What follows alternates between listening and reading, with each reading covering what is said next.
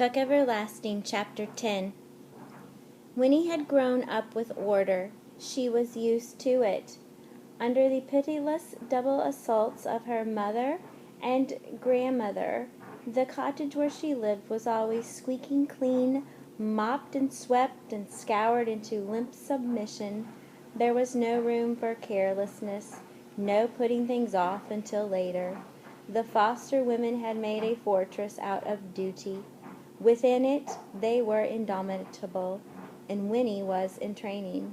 She was so unprepared for the homely little house beside the pond, unprepared for the gentle eddies of dust, the silver cobwebs, the mouse who lived, and welcome to him, in a table drawer. There were only 3 rooms. The kitchen came first, with an open cabinet where dishes were stacked in perilous towers within the least regard for their varying dimensions. There was an enormous black stove and a metal sink, and every surface, every wall was piled and strewn and hung with everything imaginable, from onions to lanterns to wooden spoons to wash tubs, and in a corner stood Tuck's forgotten shotgun. The parlor came next, where the furniture, loose and sloping with age, was set about helter-skelter. An ancient green plush sofa lolled along in the center, like yet another mossy fallen log, facing a soot-streaked fireplace still deep in last winter's ashes. The table with the drawer that housed the mouse was pushed off, also alone, into a far corner, and 3 armchairs and elderly rockers stood about aimlessly, like strangers at a party, ignoring each other. Beyond this was the bedroom, where a vast and tipsy brass bed took up most of the space, but there was room beside it for the washstand with the lonely mirror, and opposite its foot a cavernous oak wardrobe from which leaked the faint smell of camphor. Up a steep flight of narrow stairs was a dusty loft. "That's where the boys sleep when they're home," May explained, and that was all. And yet it was not quite all, for there was everywhere evidence of their activities, May's and Tuck's. Her sewing, patches and scraps of bright cloth, half-completed quilts and braided rugs, a bag of cotton batting with whips of its contents, like snow drifting into cracks and corners, the arms of the sofa webbed with strands of thread and dangerous with needles, his wood carving, curly shaving furring the floor, and little heaps of splinters and chips, every surface dim with the sawdust of countless sandings, limbs of unassembled dolls and wooden soldiers, a ship model propelled on the mouse's table, waiting for its glue to dry, and a stack of wooden bowls, their sides smooth to velvet, the topmost bowl filled with a jumble of big wooden spoons and forks, like dry bleached bones. "We make things to sell," said May, surveying the mess approvingly. And still this was not all, for on the old beamed ceiling of the parlor, streaks of light swam and danced and wavered like a bright mirage, reflecting through the windows from the sunlit surface of the pond. There were bowls of daisies everywhere, gay white and yellow, and over everything was the clean, sweet smell of the water and its weeds, the chatter of a swooping kingfisher, the carol and trill of a dozen other kinds of birds, and occasionally the thrilling bass note of an unastonished bullfrog at ease somewhere along the muddy banks. Into it all came Winnie, eyes wide and very much amazed. It was a whole new idea to her that people could live in such disarray, but at the same time she was charmed. It was comfortable. Climbing behind May up the stairs to see the loft, she thought to herself, Maybe it's because they think they have forever to clean it up. And this was followed by another thought, far more revolutionary. Maybe they just don't care.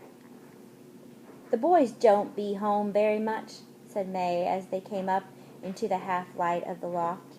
But when they are, they bed up here. There's plenty of room. The loft was cluttered, too, with all kinds of odds and ends, but there were 2 mattresses rolled out on the floor, and fresh sheets and blankets were folded almost neatly on each, waiting to be spread. "Where do they go when they're away?" asked Winnie. "What do they do?"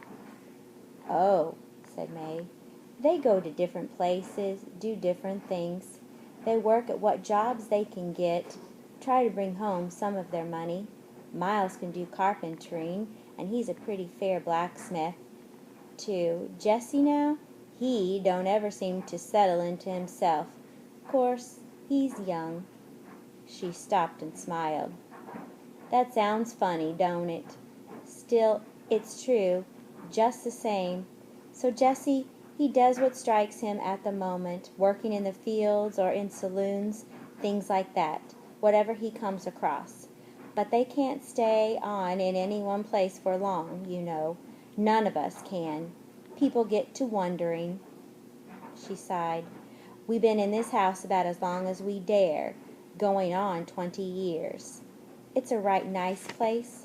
Tuck's got so he's real attached to it. Then, too, it's off by itself. Plenty of fish in the pond, not too far from the towns around. When we need things, we go sometimes to one, sometimes the next, so people don't come to notice us much, and we sell where we can. But I guess we'll be moving on one of these days.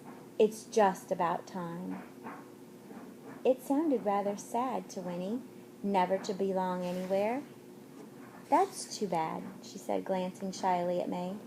"Always moving around and never having any friends or anything." But May shrugged off this observation. "Tuck and me, we got each other," she said, "and that's a lot. The boys, now they go their separate ways. They're some different, don't always get on too good, but they come home whenever the spirit moves, and every 10 years, first week of August, they meet at the spring and come home together, so's we can be a family again for a little while. That's why we was there this morning. One way or another, it all works out."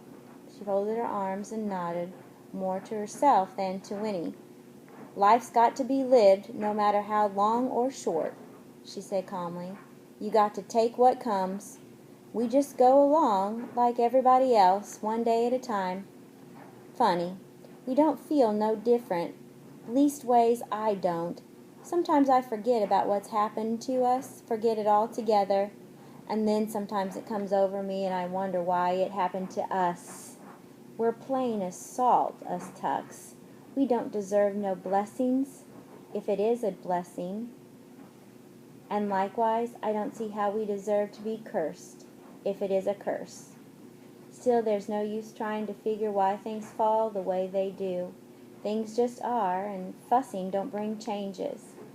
Tuck, now, he's got a few other ideas, but I expect he'll tell you." There, the boys are in from the pond. Winnie heard a burst of voices downstairs, and in a moment Miles and Jessie were climbing to the loft. "Here, chap," said May hastily, "hide your eyes. Boys, are you decent? What'd you put on to swim in? I got Winnie up here. Do you hear me?" "For goodness sake, Ma," said Jessie, emerging from the stairwell. "You think we're going to march around in her all together with Winnie Foster in the house?" And Miles behind him said, "We just jumped in with our clothes on. Too hot and tired to shed 'em." It was true. They stood there side by side with their wet clothes plastered to their skins, little pools of water collecting at their feet. "Well," said May, relieved. "All right. Find something dry to put on. Your pa's got supper nearly ready." And she hustled Winnie down the narrow stairs.